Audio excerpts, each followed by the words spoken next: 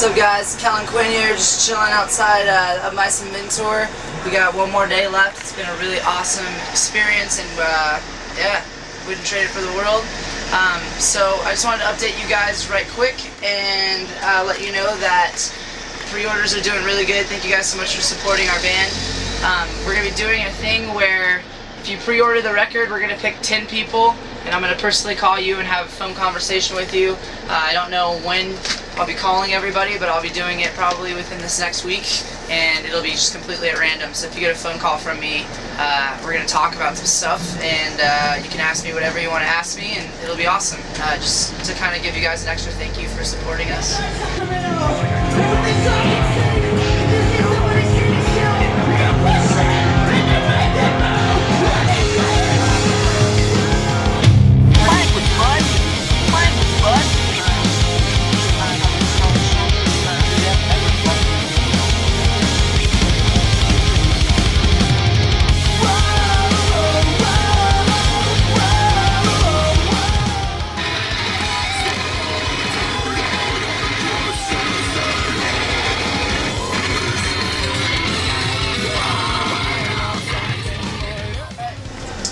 Alright, we're going to do these questions.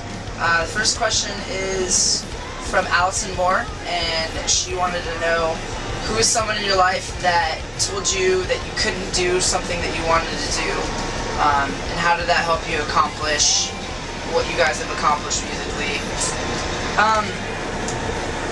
I think that there's always going to be a number of people. I couldn't narrow it down to just one person that pissed me off, and I'm like, I'm going to write a song and prove to them that, you know, I deserve to be here and come home and like feel like I totally socked it to them or whatever. But I think that there's always going to be people that don't want you to succeed in what you want to do, and those type of people are usually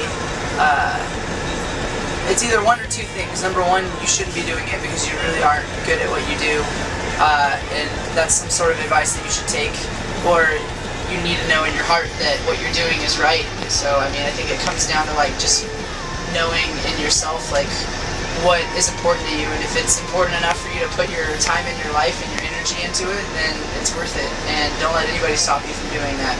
I think that's what's kept our band going, is that we believe in what we do so much that it doesn't matter what anybody says. We're going to do what we want to do because it's our life, and yeah, we're not going to let go ever.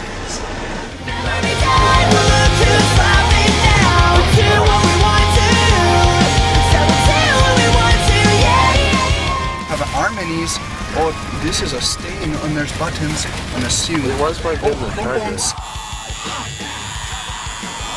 question 2 is from Alyssa Torres. She wanted to know, in the writing process, have you ever felt not good enough, like what you're writing isn't good enough? Is there any advice that I would give to somebody writing music? I guess, I mean, songs come about really weird. Sometimes they come about really fast and they just feel really good right away, and some songs take a long time to write.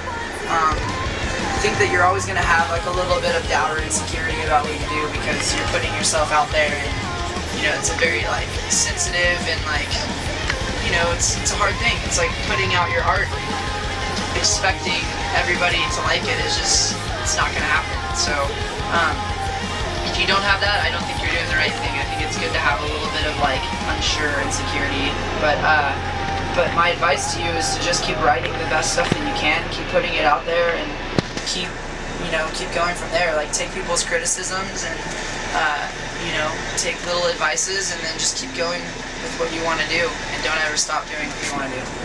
So this question is from Travis Gilberti. I hope I said that right. If I didn't, I apologize. And he wanted to know what bands inspire you, or what are your favorite bands? That's a really interesting question, because there's a lot of bands that inspire all of us as musicians. I know that Justin, our bass player, would say Thrice, Up and Down, is his biggest inspiration. For me, I would say a huge inspiration would be Copeland, Aaron Marsh. Anthony Green's another huge inspiration to me.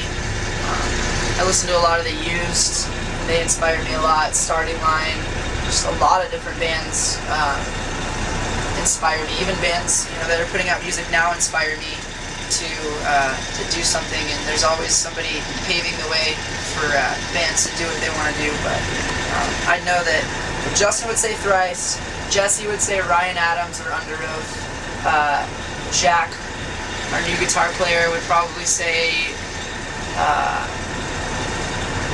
geez, I don't know, he likes so many bands. He'd probably say like Drugs right now would probably inspire him. Not the actual drugs, but the band Drugs would inspire him. And then Gabe would say Aaron Gillespie and Travis Barker would probably inspire him. Alright, question 4 is from Sarah LaFaro. I hope I said your last name right. The question is, how do you come up with song titles? And when I read this question, I thought of an awesome story, and it is how I named If I'm James Dean or Audrey Hepburn. And basically, the story goes, my mom is really good friends with a girl named Victoria, whose brother just so happens to be Vince Vaughn. Cool brag, I know, right? But anyways, he was looking at pictures of me and my sister and said that I looked a lot like James Dean. And I told my girl the story of that, and she said, well, if you're James Dean, then I'm Audrey Hepburn. So that's how I came up with that name, and basically that's how I come up with a lot of song names, just basically little conversations that I have with people that I think sound interesting as a song title, and that's how it happens. Alright, so question 5 comes from Jess Green, and they wanted to know, how did you come up with your album title / cover? And I was stoked to answer this question because I've seen a lot of comments floating around about the album title being grammatically incorrect, and again, when I come up with names of songs or titles, it doesn't necessarily have anything to do with anything but like experiences in my life. And for example, Let's Cheers to This was something that my little guy Rowan said one time to me during New Year's. All the adults were hanging out and drinking champagne before the ball dropped, and he came in from his bedroom with his little buddies, and he's like, he had a little cup of apple cider, and he raised it up and he said, "Let's cheers to this." And I thought it was super cute, so I named that the album title. So again, it means something, you know, to us and to me personally, and that's how we put it out there. It doesn't always make sense, but it makes sense to us.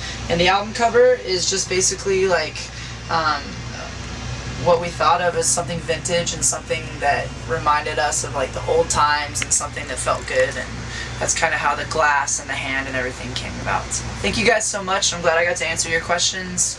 We love you, and we'll see you soon. Peace.